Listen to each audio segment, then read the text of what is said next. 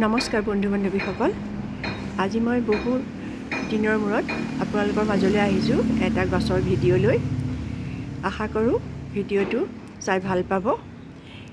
এইজোপা গছ মই আজি অলপ দিন আগতে এমাহমান আগতে নাৰ্চাৰীৰ পৰা আনিছিলোঁ আৰু গুগলত চাৰ্চ কৰি গম পালোঁ এই গছজোপাৰ নাম ব্ৰকেন হাৰ্ট। চাওকচোন ইয়াৰ পাতবোৰ কিমান সুন্দৰ, ফুটা ফুটা থকা পাতবিলাক, প্ৰতিটোৱে সুন্দৰ পাতবোৰ দেখিবলৈ। আৰু ইমান সোনকালে এই গছজোপা মোৰ বাঢ়ি গ'ল, বাঢ়ি পেলাই এতিয়া ইমানেই দীঘল হৈ গ'ল, এতিয়া মই নতুনকৈ আকৌ বেলেগ টাবত থোৱাৰ সময় হৈ গ'ল। দেখিছে কিমান দীঘল এই গছজোপা। এইজোপাৰ মাটি প্ৰস্তুত কৰিবলৈও একেবাৰে সহজ।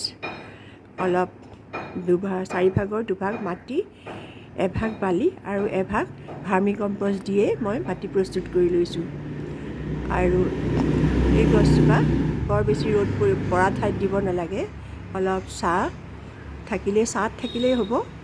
আৰু গছজোপা তললৈ ওলমি আহে, গতিকে ইয়াক হেংগিং টাবত নাইবা এনেকৈ গ্ৰিলত লগাব লাগিব, তেতিয়া এই তললৈ ওলমি আহিব।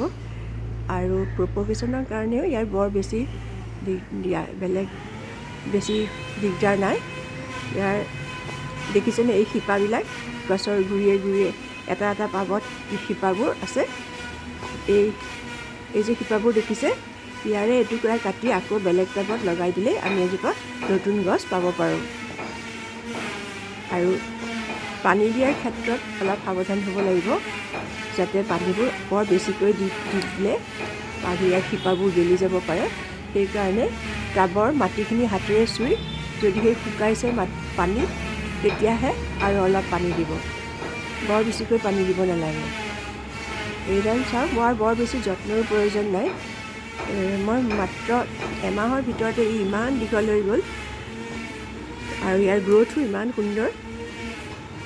গতিকে এই গছজোপা ঘৰত লগালে ইয়াৰ সৌন্দৰ্য ইমান সুন্দৰ দেখিবলৈ।